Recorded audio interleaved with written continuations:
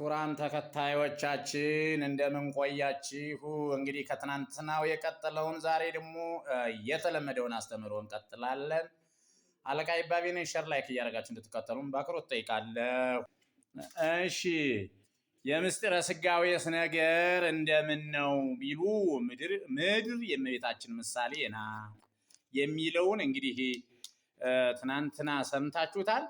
ዛሬ ደግሞ ምጽላል መጠለያ ምስካይ መጠጊያ እናደርጋችኋለን ላልነው ጌታችን በበደልነው ነገር ሁሉ ገብቶ ለካሰልን ካሳ ምሳሌ ነው። አሁን ትናንት የተረኩትን ዛሬ በምሳሌ እየገለጽኩላችሁ ነው ማለት ነው። ነሳደው የነ ወጾረ ህማመነ ኢሳይያስ ምዕራፍ 53 ከቁጥር 4 ወዋ እግዚእነ ውስተ ኩሉ ጽዋት ወመከራ እንተባቲ አመከረነ ጸላኢ እንዳለ ቢበርደን እንሞቅባቸዋለን፣ ዕቃ ቢጠፋብን አብረተን እናገኝባቸዋለን ብለን ነበር አይደል? ይህም ጌታ ለበጎ ነገር ሁሉ አብነት ለሆነን ምሳሌ ነው።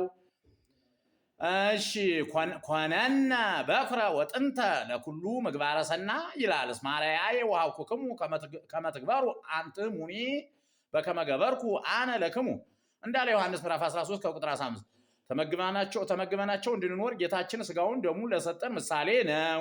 ወደሞ ክቡረ መንፈሰ ሕይወት ወቅድሳተ መንፈስ ወሀበነ ወማየ መንጽሔ ዚአነ እንዳለ ጌታ በትምህርተ ቡአት በስራቸው በጎርናቸው በጫፋቸው እንዲያፈሩ አደረገ ብለን ነበር። ስር የጌታ ምሳሌ ሲሆን ፍሬ ልደቱን ጥምቀቱን አምነው በክብር የሚያገኙ የምእመናን ምሳሌ ነው። አነ ውእቱ ግንደ ወይን ወአንትሙ አይጹቂሁ ዮሐንስ ምዕራፍ 15 ከቁጥር 5 ማቴዎስ 7 16 20 እንዳለ በጎርናቸው የሚያፈሩ የሐዋርያት ምሳሌ ፍሬ ሐዋርያት ያስተማሩትን ትምህርት ያደረጉትን ታምራት አምነው ክብር የሚያገኙ ምሳሌ ነው።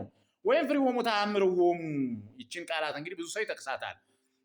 ጌታ ትክክለኛውን ሰው በምን ነው የምናውቀው ብለው ሐዋርያት ቢጠይቁት ወይም ፍሬሆሙ ተአምርዎሙ ባነጋገራቸው በሚናገሩት የቃላት ፍሬ ታውቋቸዋላችሁ ብሏል እያሉ ይጠቅሱታል ብዙ ሰዎች። ኩሎኬ እጽ ፍሬ ሰናየ ይፈሪ ማቴዎስ ምዕራፍ 7 ከቁጥር 16 እስከ 17 ነው የሚናገረው።